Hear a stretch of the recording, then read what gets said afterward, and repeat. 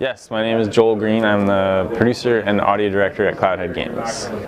Cloudhead Games is making The Gallery. It's a 4-part episodic fantasy adventure game that's a launch title for the Vive, and it's we're working on Call of the Starseed right now, which is the first episode that's due to come out this year.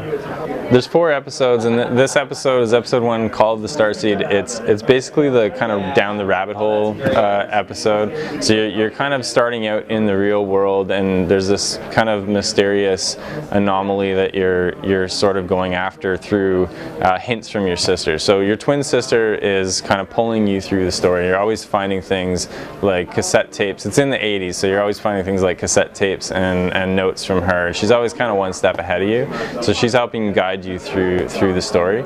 And ultimately, you know, she's kind of pulling you down into this kind of underground area where I don't want to give it all away, but you're going to meet a bunch of quirky characters and maybe some ominous characters as well that are going to hint at what the larger story is. And basically this is, like I said, it's the down the rabbit hole. So it starts kind of in reality, and by the end of this episode you'll find that you're in something much more fantastical.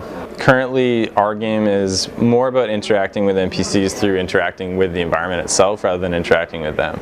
So there will be sections where you're basically interacting with the character, and he's kind of telling you to do things, and you're moving around in the environment helping him out by doing those things.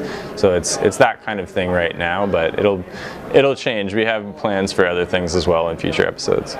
Yeah, that's the Watcher, and he is essentially the force in the game that is going to be both pulling you through the story but also guiding you into nefarious directions.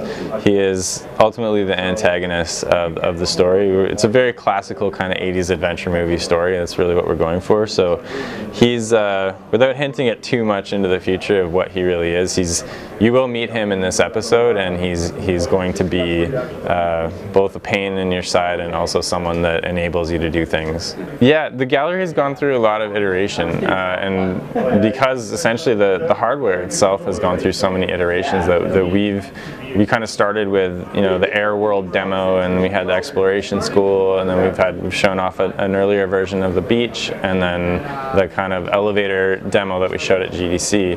And so all of these iterations came from us experimenting with new technology, really, right? So the DK1 and the DK2 and the Vive, and all these things have opened up new possibilities and also caused old solutions to be less relevant. So we've had to kind of go back to the drawing board a number of times, but that's what we do. It's been kind of half game development and half R&D, really, like this whole few years that we've been doing this.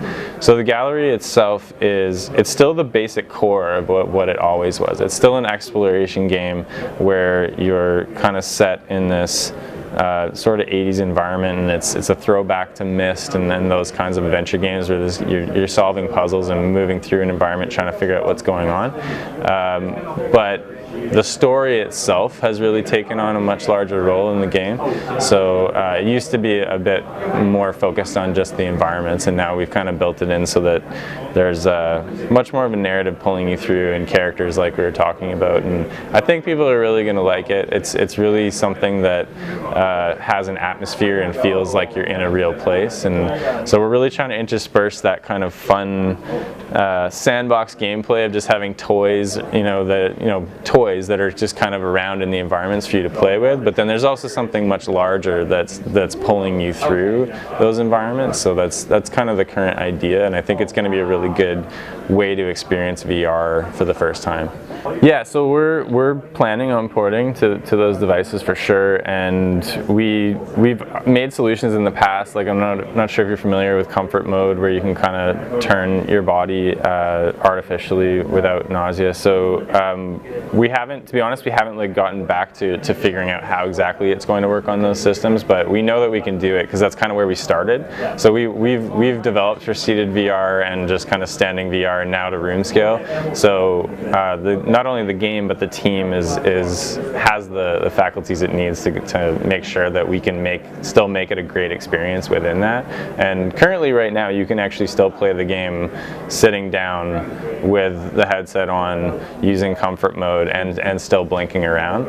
So it's all totally functional, and when we do move on to those systems though, we'll try to take advantage of everything that they can provide as well. I'm confident it'll still be a great experience for any system that has motion control, because so much of the fun of VR in the game right now is being able to reach out and grab things and actually interact with the world. So I think it'll be great.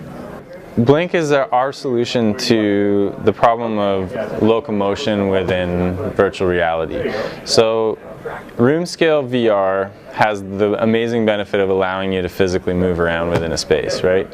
So that's amazing, but the issue with it is that you can't get further into a world, right? You're kind of running into physical walls, and that's a problem obviously that we're trying to solve. So Blink is our solution to that. That allows the player to move through a larger game world without having any nausea at all. So the reason for getting nausea within a kind of traditional first-person shooter mode of pushing your stick forward and having the player just kind of like smoothly move through an environment, it causes a lot of vestibular disconnect, right? Because you're physically moving, but your brain doesn't like it because it doesn't feel the movement.